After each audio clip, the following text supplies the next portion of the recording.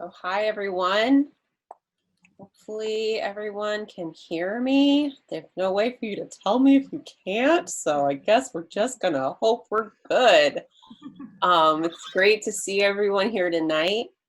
My name is Erin Williams, and I am the Executive Director of the Muncie Arts and Culture Council, and I'm here to just introduce this super fantastic discussion series that we are collaborating on with the wonderful Indya Childs, who is here from Atlanta. Yes, Courtney says she can hear me, so we're good. Indya Childs is here with us from Atlanta. She's going to be one of our PlySpace residents this spring. She's doing semi-virtual work and in-person work, so we're super excited, and she's going to tell you more about that. And we're working in tandem with the Ball State University's School of Theater and Dance. So it's been a really fantastic, interesting project to figure out how to make this work in a pandemic, because we're still in one, because we haven't left it yet. So I just want to start off by just introducing Indya, and then I'm going to let her take it away with our two panelists who are here tonight for the art of politics. So Indya Childs is from Atlanta, Georgia, and she received her BA from dance at the Kennesaw State University. Before the pandemic, Indya was living in New York and dancing with Abby Z and the New Utility. She just told us a bunch of great stories about how she got stuck there and then had to move back to Atlanta. So maybe she'll tell you that too. She is currently the director of Peace, Love, and Dance Project organization, which officially launched in September 2020 to get her through the pandemic and beyond. So thank you so much, Indya, for being here with us. I am going to go ahead and piece out of this. Ooh, I'm getting my stuff all confused here. Get out of this window and let you guys chat about the art of politics with Shantanu Suman and Ted Williams III. And at the end of tonight's discussion, we'll have some question and answer. So when it's time for that to start, I'll pop back on and I can help facilitate using the hand raising function. So if you can see raise hand on the bottom of your screen, that should promote you up to the top of my little list, and then you'll be able to ask your question in person. That way we won't just have digital things. It'll feel a little bit more like an actual panel discussion. So that's it for me. Take it away, Indya. Thank you so much, Erin. I'd like to thank Erin and PlySpace for selecting me to be the resident artist for this year. I'm so thankful because yes, we are in a pandemic, and I'm in the mode to create work, and I'm so thankful that this opportunity has been given to me. And so, thank you so much for putting this together. And yes, so again, my name is Indya Childs. I am the director of the Peace, Love, and Dance Project, and I want to welcome everyone to our first of four discussion panels under the theme of the creative use of difference, presented by PlySpace. Tonight we're talking about the art of politics with Ted Williams III and Shantanu Suman. And as the moderator, I'm going to ask questions that go along with the dance film I'm creating with Ball State University's theater and dance students, entitled Peace, Love, and Dance, which will premiere later on in the spring. And again, as Erin said, towards the end of the discussion, we'll open it up to anyone, any of the viewers, to ask questions to our guests as well. So with that being said, I'd like to welcome our guest speakers, Ted Williams III and Shantanu Suman. Thank you all for joining. Thank you for having us. Yep. Thank you. Yes. So we're going to just dive right into it. And this is going to be more like a conversation because I am kind of doing my own personal research for this project on the Peace, Love, and Dance with the students, and I'm going to be asking some questions that I'm investigating and thinking of on my own, and just kind of gain some knowledge from your beautiful minds. So I'm ready to just kind of dive in. So many people view art as a form of entertainment, whether it's going to the theater or to a museum or things like that. And I feel that some artists create work that is designed for entertainment purposes, which I think is absolutely fantastic too. But I think I'm very much so intrigued in work that it kind of pushes the boundaries, that kind of highlights certain things that are not normally associated with art, or kind of like when you say, for example, politics, you don't normally think of art, if that makes sense. So I'm very intrigued about how you all how you both are, or what made you decide to include like societal matters such as politics or even like historical context in your work, and have you always done this? Sure. And we can bounce off each other. This is more like a conversation and Sure. kind of. I can hop in first because I can tell you. First of all, thank you guys for having me. PlySpace, Ball State, India. Thank you for having me. I'm so excited to work with you. I got to work with you on one of my projects back in Chicago 3 cities ago for you or whatever it is. So it's just good to be connected with you again. When I was a kid, I realized that I had a unique set of interests and skills. I learned quickly what I was not good at, and I learned quickly what I was not interested in. For some reason or another, I had this dual interest in both politics and theater. And I don't know sort of how that happened. In fact, most of my life, people tried to dissuade me from being engaged in both, suggesting that, I really needed to make a decision. Either you're going to be political or you're going to be artistic, but there really is no, existence in both spaces. And I just don't know how to be any different, India, in all honesty. As you asked the question, I thought about it. I said, I don't know how to make art that does not engage the world that we're living in politically and socially.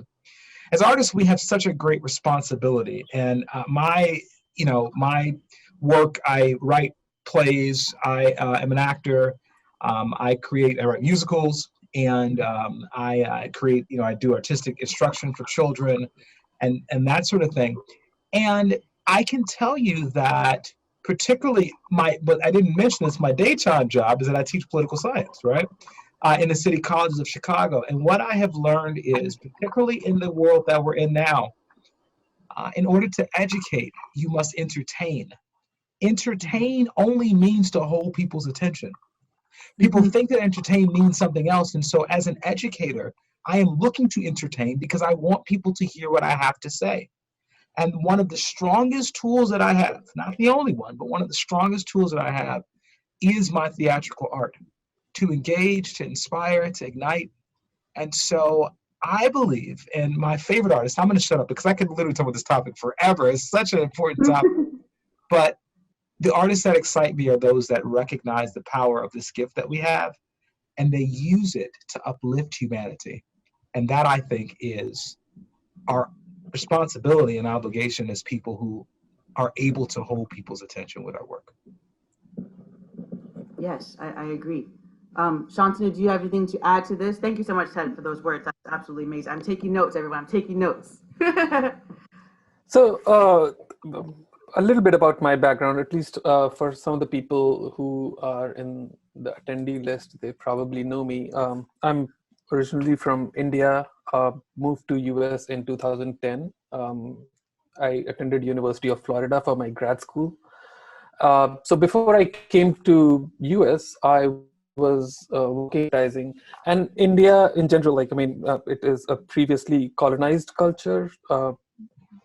Like this year we celebrated last year was 73rd Independence Day. So considering that, like, we are still like a very young democracy, but I didn't experience what either my parents or my grandparents experienced. So I still consider myself to be like born and raised in a very privileged culture. Formed I was a part of not the minority group in India, but a majority. And when I say privileged, I truly was, because I didn't have to experience a lot of things growing up. Things were like just fine for me. I didn't have to worry about most of the things that, like, suddenly when you move to US and become part of like a minority group, and not just like culturally, but also professionally. I used to make a joke, which, all the jokes are based on some fact, but it's like you don't see a lot of Indians in either the design or the art world, as compared to like Indians in the medical or engineering or computer science. So it just so happened that even at University of Florida, I was one of the few Indians. And by the time I graduated, I was the only Indian in my program. and I don't really see a lot of Indians in the design industry. When I came to Ball State, um, I think, and I could be wrong, but I think I was probably the first full-time tenure track hire in the School of Art. Um, I think there were other international faculty members who had been there. I'm not sure whether they were in the tenure track. So again, like a lot of these differences are like experiences which put me in like minority. So again, like going back to creating work for politics or historical content, I think a lot of this, when I went to grad school, I was able to reflect back on my culture, because when I was in advertising, I was obviously creating work for clients, and like it was big brands. And at some point I got bored and left advertising. When I went to grad school, that was the first time when actually my professors encouraged me to look back at my culture and then create work to present my culture and my understanding of my culture to the audience here. So I think that was probably the first time when I seriously started considering like creating work or based on historical content or politics. And then, yeah, when I came to Ball State, this is the first time like I'm full-time teaching. I mean, I've taught classes in grad school, but I wouldn't consider it like a full-time teaching. So when I started, I became a full-time educator. And when I started going to my classes, teaching design, and there's one part of design which is design for social good. I mean, we all use that term in different ways, but like basically working with the community for the community. And I realized that even though like I was like not born and raised in Muncie or in the US, the moment you walk into a community, you can't really create work for a community unless you become a part of that community. And that made me realize that, okay, if I really need to start doing this more seriously, then I have to make sure that I first start feel as if I'm a part of this community. Mm-hmm. So again, like, I mean, when I was asking my students to go out in the community, work and talk to people in the community, work with community partners, I had to make sure that I was doing the same thing. So, and which included, again, like learning about the community. So like talking about not just the historical content about my country, but also the community that I'm living in. So Yeah, that, this brings me to my next question. Or kind of where I got the idea of the creative use of difference topic. This work that I'm creating is heavily influenced by Audre Lorde, and I love her work because she falls in so many different categories. She's Black, she's a woman, she's a lesbian, she's a mother, and she self-identifies with all these things. A warrior, a poet, and she discusses how we can creatively use our differences to kind of elevate each other and elevate the community, as opposed to not recognizing our differences. I think that's kind of the issue, where we cannot all be the same in order for us to have some kind of to have a I guess we could say a safe environment where if everyone's the same, then everything will be okay. But no, we must celebrate our differences. I think that it makes me think about the opposite of this, the destructive use of difference, and how we get into matters such as politics and race and sexism and things like this, how it becomes very sensitive, to people. And I think that the conversation, or the next question that I have is when creating work like this, and even the work that I'm kind of diving into that's going to address a lot of these issues, and even myself, I feel, I sometimes feel uncomfortable having to go to this place and realizing that I have to speak on these issues. Have you ever received any type of backlash or disapproval from including political issues in your art form, because this such sensitive matters, and anyone can open up and ask about this, because I know I personally have received some backlash when I first started doing some of the work, because it is quite sensitive, but how have you all handled this, or have you experienced this?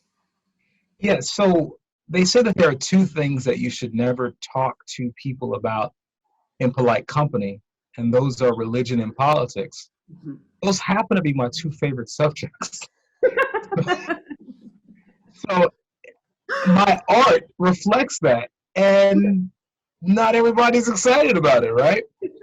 I'm a person of faith, and so I'm really into my faith, and I make statements about that, and some people like that, and some people don't.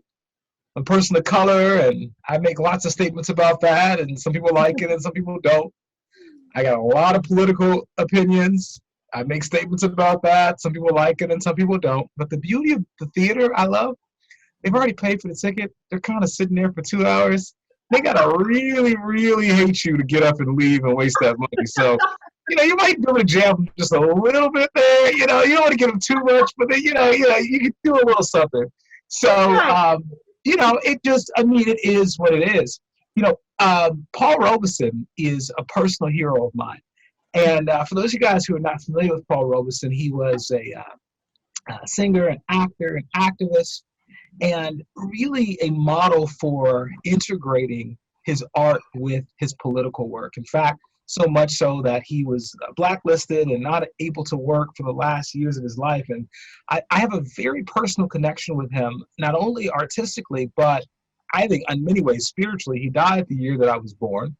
I went to the same college as him. And I didn't know that, by the way, when I went there. The first song that he recorded is one of the first songs that I included in this musical 1619 that you were involved in. Did a phenomenal job with us. And, there was all these connections that I had found. I played football, I've got this interest in politics and that sort of thing. And so Paul Robeson said this. He said, artists are the gatekeepers of truth. We are civilization's radical voice. And when you have a radical voice, that radical voice is not going to be accepted all the time, and that is good.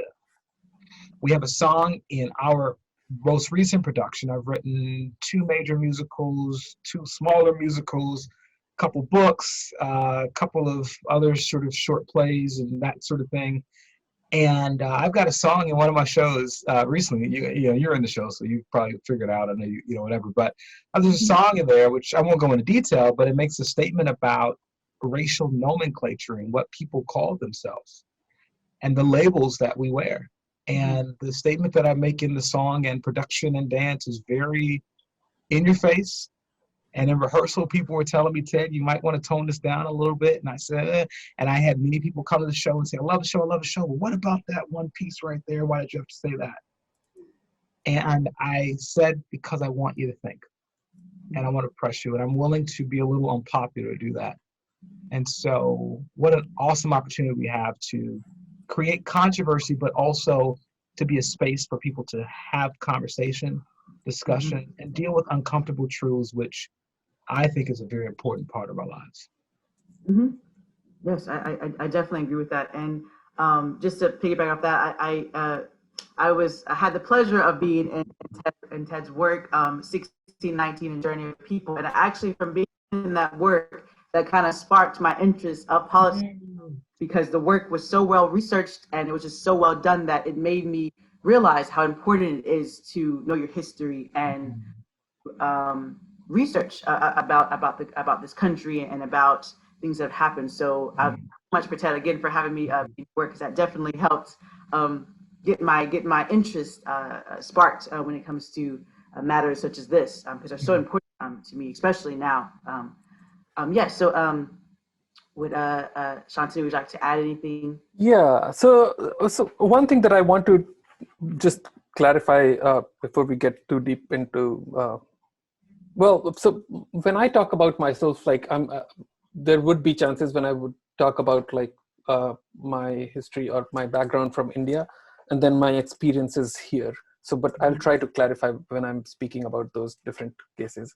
But then, so in 2017 in downtown Muncie, I used to live in downtown Muncie. When I was walking back home, there was one evening when there was a car that was passing by, and somebody opened the window and yelled at me to go back to India.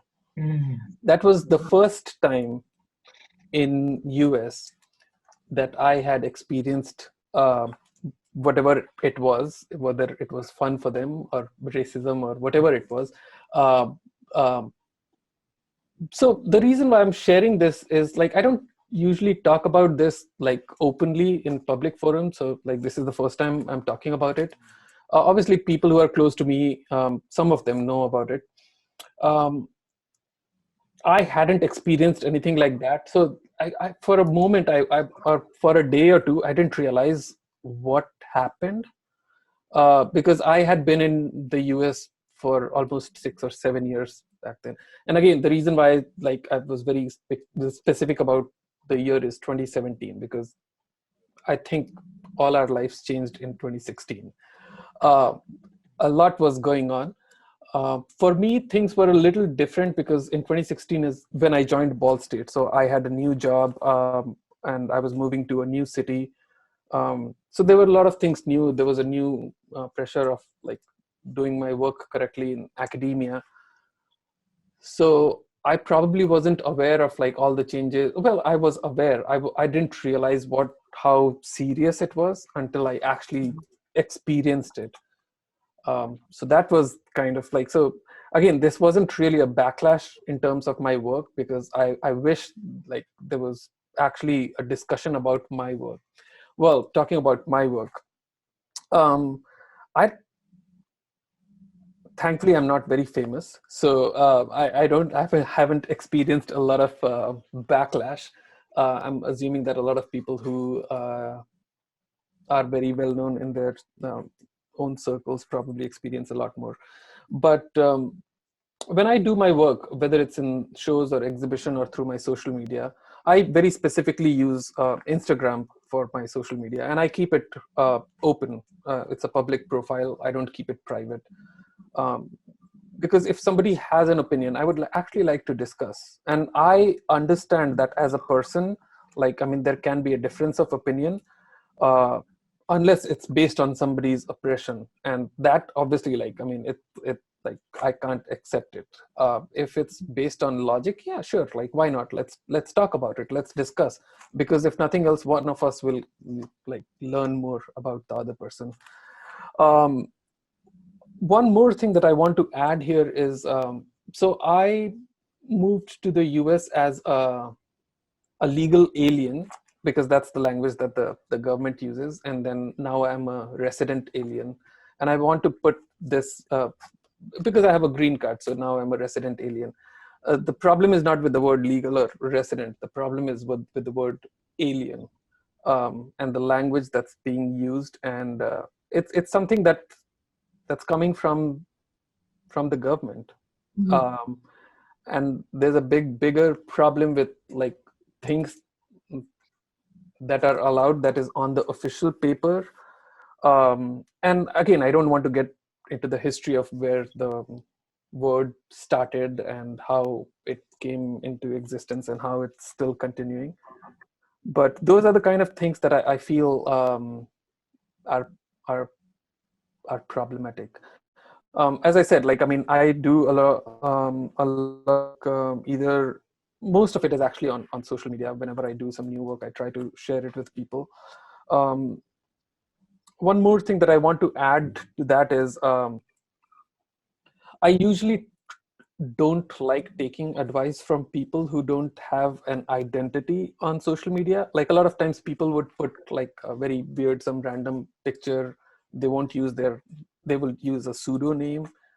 And at that point, like, I'm like, yeah, if you're not brave enough to even use your own name or your own photograph, then like, don't even try to get into a conversation. There's no point. So Yeah. You know, Yeah. Shantanu, he said something I just want to, I know you want to, let's have a little conversation here, but I appreciate you sharing that story. Shantanu, I've had similar experiences and, you know, probably have blocked them out. And now it's kind of like therapy. You're like, oh yeah, I guess that's happened to me before as well. And, you know, I think about this question of what it means to be an American, which is one of our pieces from our show. And really prior to 1951, you know, you could not become a U.S. citizen under the naturalization laws unless you could be classified in the court of law as white. there's been this long history in this country of excluding people and determining who deserves citizenship and who's a true American and who's patriotic. And even as recently as Colin Kaepernick's challenges, and even as recently as what happened just a month ago at the Capitol, what does it mean to really be a true American and that sort of thing. And what I am convinced of is that if America, as Dr. King said, we must learn to live together as brothers, or we will perish together as fools. If America does not recognize that diversity is its strength, then we will not have a future in this country. The only thing that ever tore us apart in this country in the Civil War is actually this question of race and who is really an American and who's a citizen. And that's the same question that we're dealing with right now. And so when I hear your story, I understand it. Obviously, I empathize in certain ways with it, right? And yet it's such a critical question. How do we go forward? And back to this notion of art. In the arts, diversity is our strength. No one would want to come and watch a show where someone plays the same instrument, the same notes, the entire show.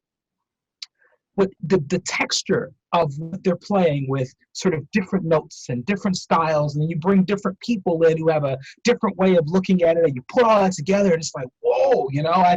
When I write, I try to create work that is very diverse in terms of the genre and the style of music and dance that comes with hip hop, and we have African dance forms, and we got jazz and that sort of thing, and so because I feel like what happens for us is that our senses are really engage when we begin to feel that diversity.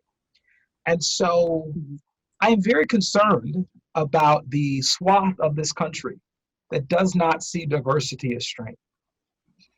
I believe ultimately that if those forces win out, this country ceases to be what it is and what it potentially could be. And so I am a fighter. I am a fighter for inclusion. I'm a fighter for acceptance. I'm a fighter for folks like Shantanu to be able to feel like they could be a part of the country and not be labeled with these antiquated, exclusive, really racist terms. If in all honesty, I mean, why would you call a human being an alien? Legally, right? And so, but I'm hopeful. And I'm hopeful because this current climate is a climate of justice and people being awake and woke, if you wake or woke, however you want to say it. So I look to the next 10 years, and 15 years, and 20 years, and I know we're going to be different. But if we are irresponsible and we're laxed about this fight, then those forces that want to go backwards, that want to make America great again, those forces win. And we can't let them. The last thing I'll say is Malcolm X said that I cannot afford to fight on any one front. In my work, I must fight on multiple fronts. We need artists, we need politicians, we need educators, we need engineers, we need them all to help make this country not great again, but great once and for all for everyone. Yes, I definitely agree with what you both are stating, and thank you so much for sharing your words. I think this kind of goes into the work, and again, this work is influenced by Audre Lorde, and she poses the question, can we still afford to be against each other? And she's in one of her writings, she kind of loosely says, like, we're kind of all targets, if that makes sense. It kind of just depends on the day. Maybe when it's some days they target poor people, it may be the LGBT plus community, it may be a person of color. So there's, no matter what, we're going to fall into a category that may be isolated, depending on the change of the day. So I think that she asked the question: can we still, at this moment, find a way to find this hierarchy of oppression, or find this way that that we can still afford to be against each other? And I think that we cannot, and we must celebrate our differences and must come to terms that differences are needed, And that's how, like you said, Ted, that we need spaces that are very much so inclusive and diverse, and that in that moment we give everyone the permission to speak and be able to be well represented. You know what I mean? I think that it's one thing to say that and have one person there representing everybody else. I think that means that we do have more diversity, and we actually see that through the people. And so this kind of goes into the next question, is that, I feel that artists, we understand in order to create work, we have to shed our ego. Sometimes we have to shed and become vulnerable in our work, and kind of shed what we know or what we think we know in order to think in a new way, especially when we're kind of addressing new topics in our work. And so I'm asking you both, what ideas have you had to shed or reconsider, based off of the events, that happened in 2020 and leading to 2021?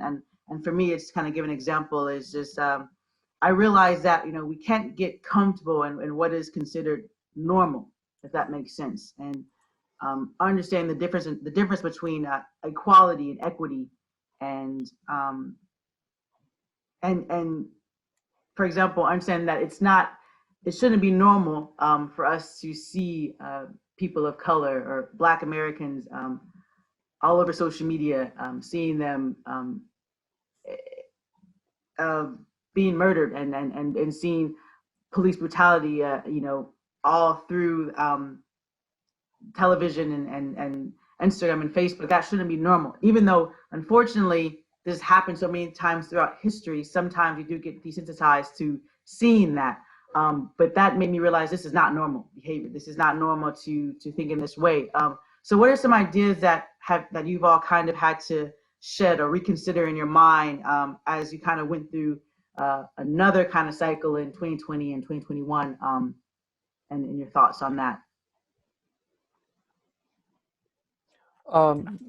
So one of the things that, and I can't pinpoint whether it started in 2020, and it probably started sometime in the last few years that I've been in Muncie.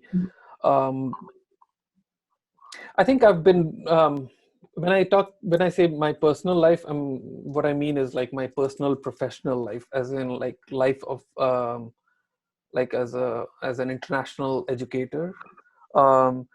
I think one of the things that, and I was talking to my wife, and we've talked about this before as well. I've spoken about this in a couple of conferences now.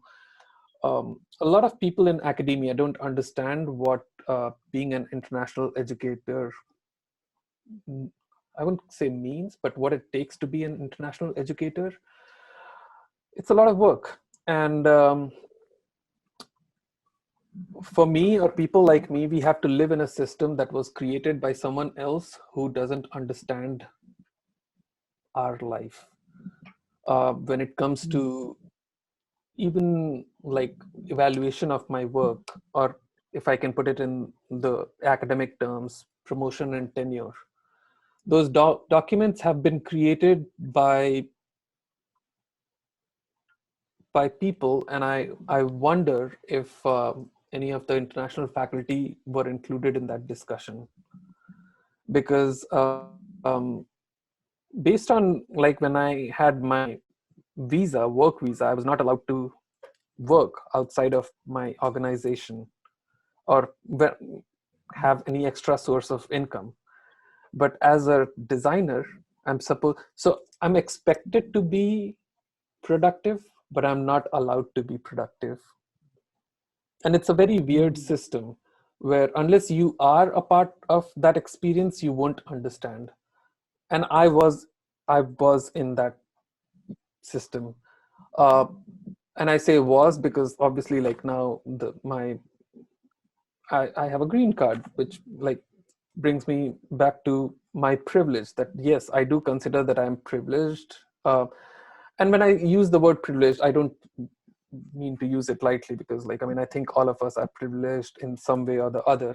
But now I don't have to think about being productive at the risk of accidentally making money or losing my job or visa or that status.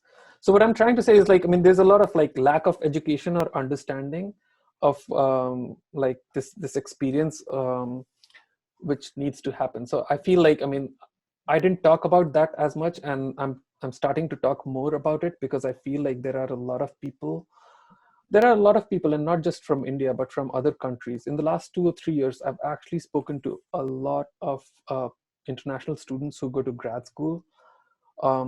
And for example, the University of Florida, it has a big alumni connection. A lot of students from there call me and they want to talk to me and find out how I did it. And it's not a formula. I have to just talk about my struggles, and I have to remind them that keep in mind that you are not allowed to do this based on the system. But I think that system needs to change, and universities and colleges need to understand that more. So that's definitely one of the things that I'm working on, trying not to be too private about it, because I mean, it's not just me, but it's affecting a lot of people. And when I say people, as in like it's affecting academia, because when those professors are not able to contribute to academia, then academia as a whole is losing a lot. So that's one of the bigger problems. And then the second thing that I think is, obviously, in the last 2 or 3 years, we are all talking about inclusivity and diversity. And while words are great and statements are important, but it means nothing if we don't act upon it. And that's something that, like, that accountability needs to happen. And not just like within academia, in different industries, within design industry, advertising, art industry, museums, so many places. Because I'm also realizing that, like, when we don't have students of color, like, one of the things, and I'm just going to give you an example, and this is it's kind of painful to even realize that this happens, but like a year or two ago, I think we had this in news that soap dispensers couldn't recognize Black people's hand because the technology was built in a way that, like, black as a color absorbs light. So the infra or the red rays would just not reflect back, and the soap wasn't coming out of the dispenser.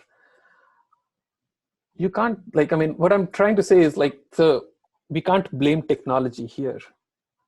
We have to blame the people who created that technology. We all talk about, like, there's like cameras that can't read Black faces. The root of this problem is because we don't have enough people of color creating that technology or understanding or is part of that research. So when the system is being created by people who are not the only users, then we are obviously creating a system that is faulty. So as a design educator, I personally feel that this is something that I need to get more, like, I mean, when I'm talking to students, like whether they are students of color or like white students or like whoever, like, I mean, it's their personal responsibility that, like, to understand all of this and be more inclusive and put all these things to action. Again, I just gave you a very specific design example, but what I'm trying to say is all of this is happening in different ways. This is an example from design that I understand. That's why I wanted to share. Mhm. Yes, yes. Thank you so much. Ted, would you like to add some notes or some thoughts on that? Yes. Can you? I'm so embarrassed to say this to you. Can you repeat the question for me, India, please? Yes, sure. It was asking what ideas or things have you had to shed or reconsider, Okay, 2020. Got based off the it. No worries. So, there is this old. I read this somewhere in sort of. I think it's in either Mandarin or Cantonese. The word crises and the crisis and the word opportunity come from the same place. And it's interesting because, 2020 has been challenging to say the least. And there were so many just horrific things that have happened this year, from the pandemic and all that it has meant. Well, last year, obviously, at this point, but the pandemic and all that it's meant, the racial reckoning that has happened in the country, the poverty, inequality, the political and social unrest. And yet I'm a firm believer that in that crisis, there is opportunity. Because, millionaires are born during this time. Businesses are built during this time. People have figured out ways to serve other people during this time. People are creating during this time. You're creating, you were sharing with us before, just innovative work. I started a couple of different Zoom-based social groups. One is faith-based, one is political, where I just get people together every week. And we talk, and we connect, and we encourage each other. And these are folks that I would not be getting with every week if it were not for this pandemic. I've been writing tremendously and have been creating more than I would have if I were running around doing all the other things that I was doing. This is a time for restoration, and it's a time for reflection. And I think that there's a season for every activity in life, and if we miss this particular season, then we miss what we have for right now. And so when I look at 2020 and 2021, and hopefully not 2022, okay? But when I look at where we are, this is a time to build for the future. And so, yes, I'm heartbroken about what's going on. And yes, I'm challenged because I can't do the things that I would normally do. But I tell you, they say necessity is the mother of invention. And we have an opportunity to invent in ways that we never, ever have before. And so I don't want to rush out of this without building and creating and understanding what I'm supposed to take from this period. I think that would be another tragedy if we were to do that. I want to just ask just probably one or two more questions, probably just quick questions before we open it up, because this conversation is so amazing and I could talk forever with you all. So, and I'm getting the okay from Aaron to go a little bit over, but I don't want to go too far because I want to honor everyone's time. But I do want to ask, and kind of going off what Shantanu was talking about, and with the cast of dancers that I have, we have been having discussions and brainstorming on ways to kind of fix some things that we feel that need to be fixed, especially in the dance world. For example, some of the students addressed that they don't agree with ballet, being the mandatory class that all dancers must take, being a European art form, and that's kind of how your talent or skill level is kind of based on how much ballet training you have, and also not having access to other styles such as African dance or Indian classical dance or other forms of dance that students may be interested in and want to study. And so from the conversations, we kind of started brainstorming plans of action and what can be done to address these things, as opposed to just kind of having it on the desk and it's good to say on writing, but what can we do to actually put things into action? So just to brainstorm with you all as well, just quickly, what do you feel are some plan of action ideas that we could use to more so hold organizations and companies accountable on their diversity and inclusion statements that kind of happen when everyone posts their black square on that time? It's like, okay, what do we do after this? What are the actions we do after posting things like this and saying that we're going to be making an inclusive space? How can that be done? So what, I guess, is brainstorming ideas of what do you think could be done that hold these organizations and companies accountable? So I'll use a quick example. One of the things that I have learned as well as an artist is that, people have to see things to understand. I think, one of the things they tell us when we audition, you should come to your audition for a play or something like that. You should wear clothing like the character would wear, or you should, because people have a hard time seeing you if they can't sort of put two and two together, right? And so I think that the examples of what is already being done, to me, that's a great starting point. I think the company is Sephora. Please correct me if someone knows in the chat or something like that. But I read about this company this summer that decided to take a certain amount of their shelf space and provide it explicitly to minority companies, and to say that we are going to no longer be a part of the problem, but we can't control all of this, we're going to control this. There are 2 cities I know of, one in North Carolina, one right outside of Chicago, that have done their own reparations programs at the local level. They're not waiting for the state government or federal government to do anything. They are moving immediately with the power that they have. And so there are action items that can happen. We have to be boldly inclusive. We have to create someone. Yes, said it is Sephora. Thank you. Yes, and 15%, which is awesome. Thank you for that. But we have to create these very, very clear spaces for justice and restitution, and that is not always comfortable. And so, without going much longer on this, there are examples that exist right now. In many ways, there's no reason to reinvent the wheel. Let's take those and let's push companies and say, hey, Sephora did it. Why can't you? Mm-hmm. Mm-hmm. So one thing, and going back to Audre Lorde's writings and her speeches, like one thing that she talks about is like, and again, I'm trying to quote her without like actually quoting, but you can't use the tools of the oppressors to fix the problems that were created by them. Mm-hmm. Social media is an echo chamber. It's like we try to follow people who sound like us or believe like us or talk like us. And I feel if we don't fix that problem, instead of just writing statements, very soon we will be creating, or we probably already have echo chambers within academia or our industries as well, where all the people who sound like each other and pat their own backs are sitting at that table. And I don't want to use the term power, because I'm not saying that bring people of color to power, but like let it be equitable, like bring everyone to the table. If you're going to create a system that works for everyone, let that system be created by everyone.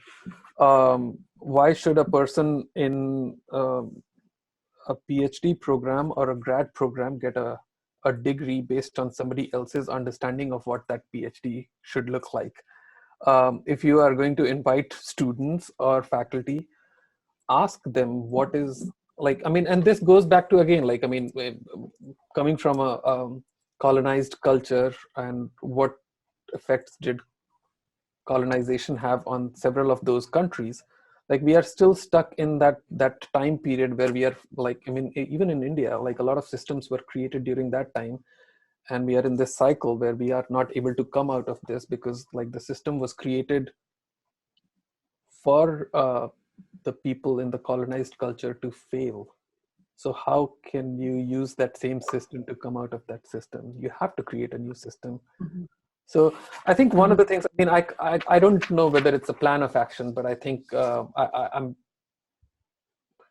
people, like more people need to be included in this conversation, and people with different views.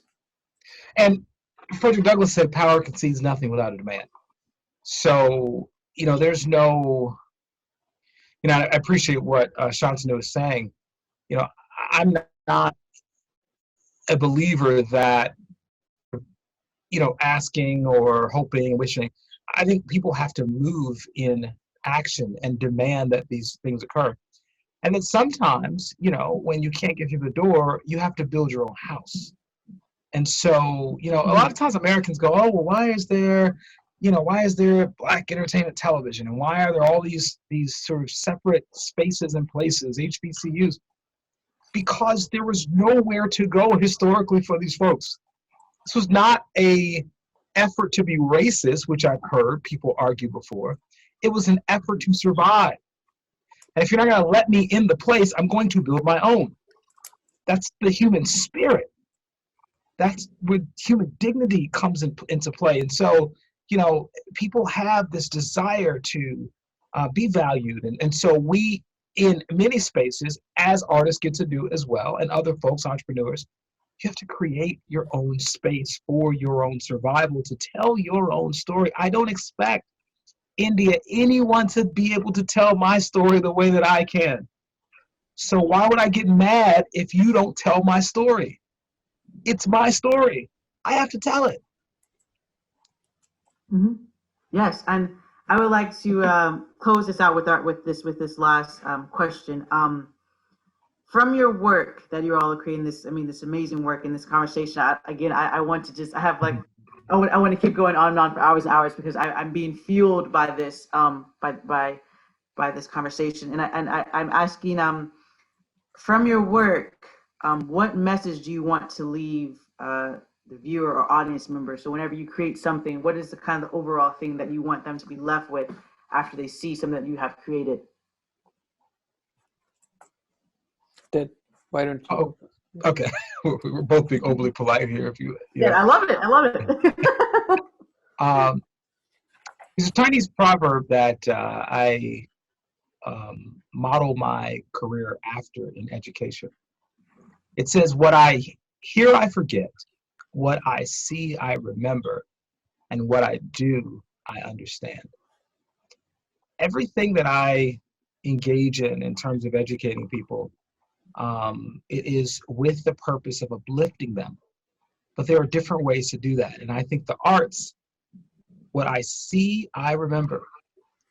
What I do, I understand. And so if I can, as an artist, help people to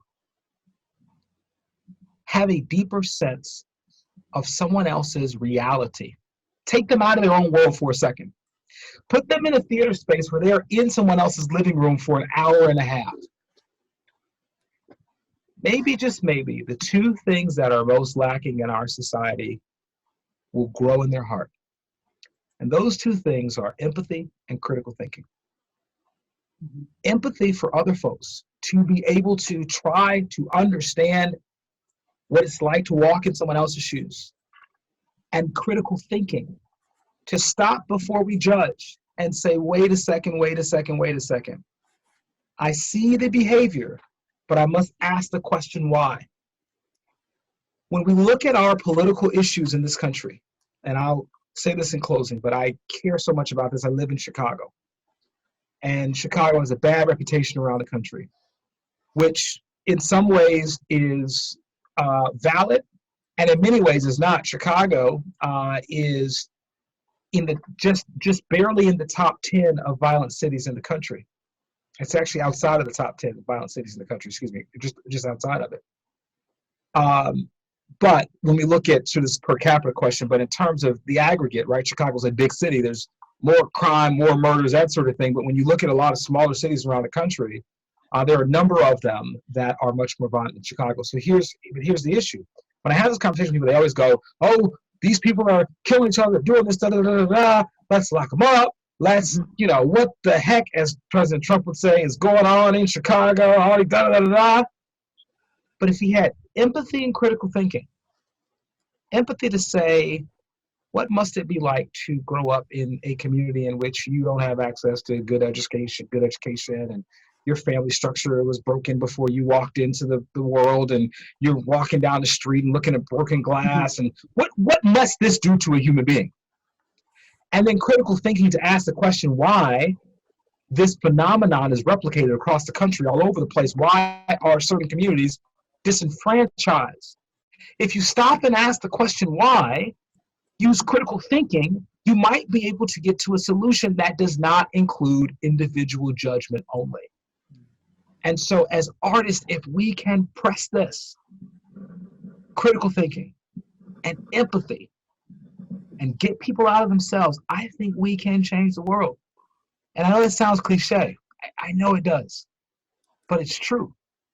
Because changing one life and changing one mind and one heart, that's changing the world.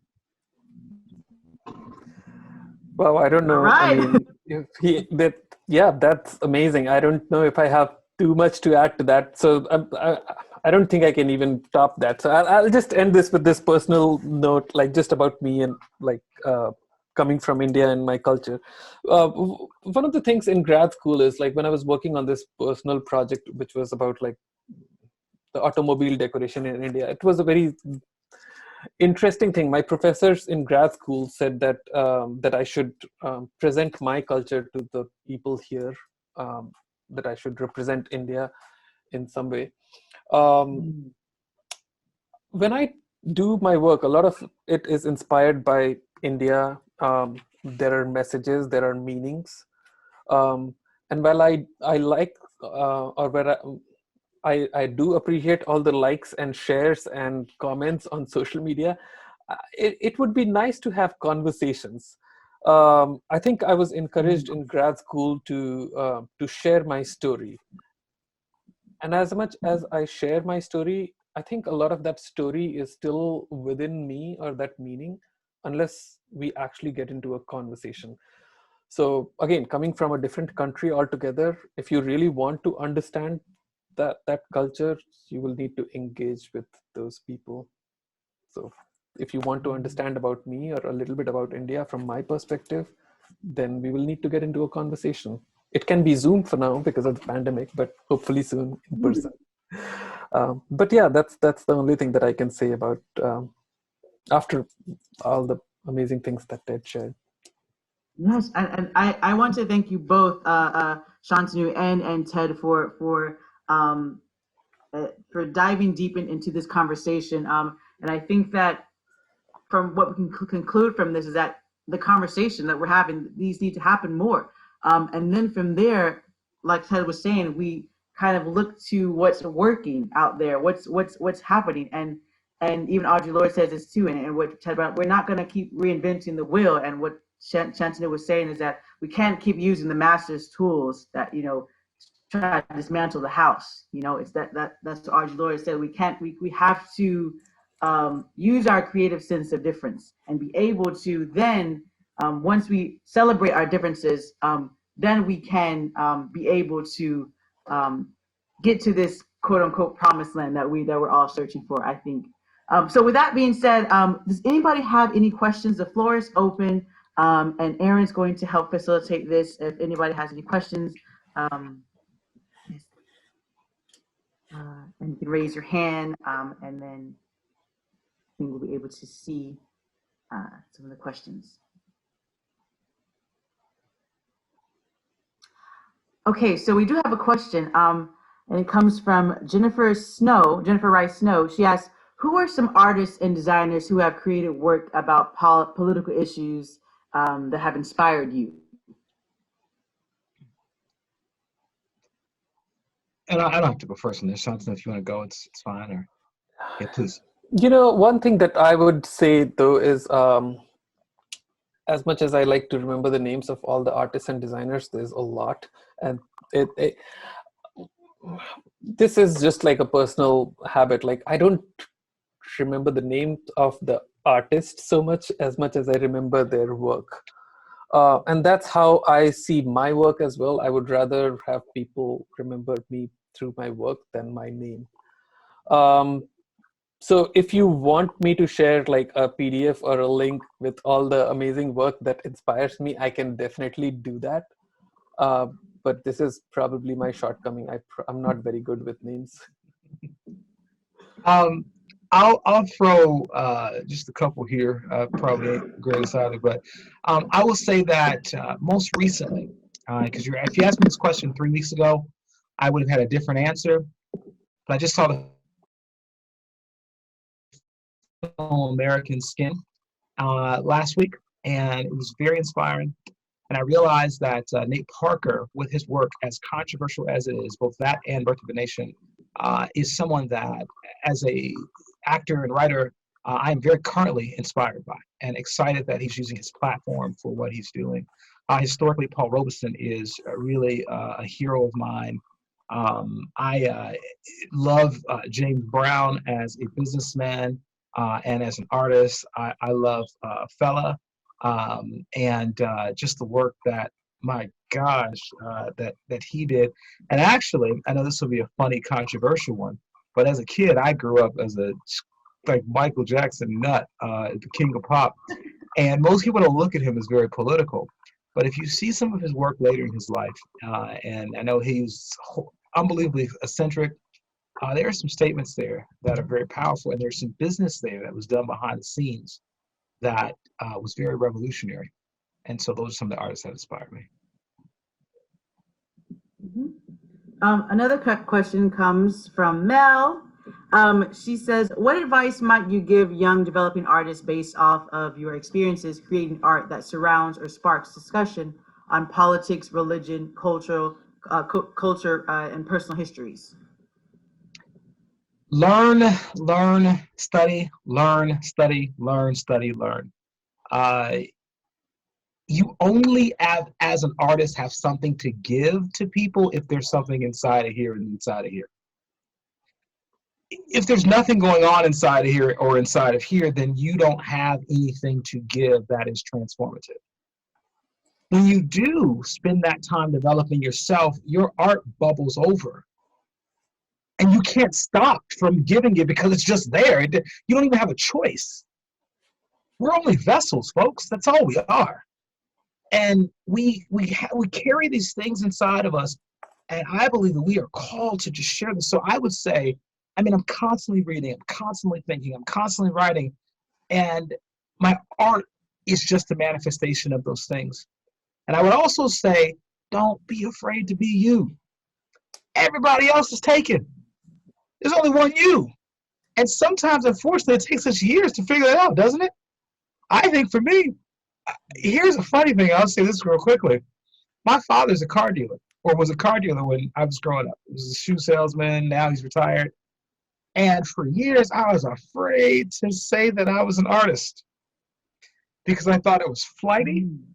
And I thought it was not professional. Shantanu talked about his family pressures. I can only imagine, he was talking about Indian culture and the pressures here for, doctors and all these things. And I felt for years, it took me till, honestly, even though I was practicing art for many, many years, it took me to probably having worked professionally as an artist for almost 20 years to literally come out of the closet, if you will, right, as an artist, and to be able to say, this is who I am, and I'm okay with that. And I'm afraid of you judging me. And I'm no longer afraid of you judging me. I'm okay to say, hey, I'm an artist, because when you say that, it's kind of scary. Because people look at you and they go, oh, are you really an artist? You're not really an artist. And they judge you. Oh, you must be this, and you must be flighty, and you must da-da-da-da-da-da-da-da-da. I just always just keep it hidden. And I would do my work, and I go, oh, yeah, I do that, but whatever. But I would never proclaim that title.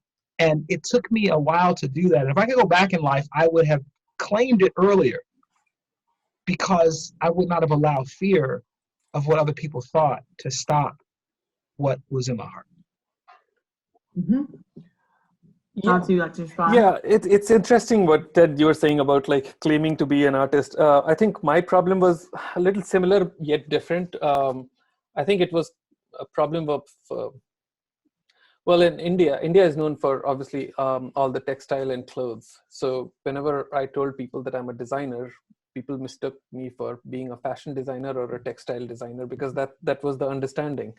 A lot of people didn't understand what graphic design was. And when I was working in advertising, it was difficult for my parents to explain what I did for a living, because most of the things that I was creating was for bigger cities. So it would never go into the smaller cities where my parents lived. So whenever their friends would ask, what is your son doing for a living? They probably had no examples to show. But with that said, I mean, one thing that I would definitely say is the advice for young developing artists or designers, in my case, know your history and also current affairs, what's going on in the world. Most of our work, I mean, obviously, like, we need to understand our history to create our future, but also we need to understand what's going on. A lot of times, like, I mean, I like listening to the news. I mean, I try to follow as much on the Indian news as well as the American news, to a point where actually, like, I mean, I've started listening to news more than any of the other shows in the background when I'm working. So it's important, because as designers, a lot of times, like, there's only so much client-based work that we can do. The demand for the industry is that we need to come up with solutions that a lot of people, we are kind of in the process of defining the problems. And there are a lot of problems in our community, and those problems can't be identified unless we as designers engage or learn about those things. So my advice to my students or anyone who listens to me is educate yourself, read or listen or whatever works for you. But yeah. I just want to say thank you all so much again, Shantanu and Ted, for coming in and just dropping the knowledge on us. This has been so much fun.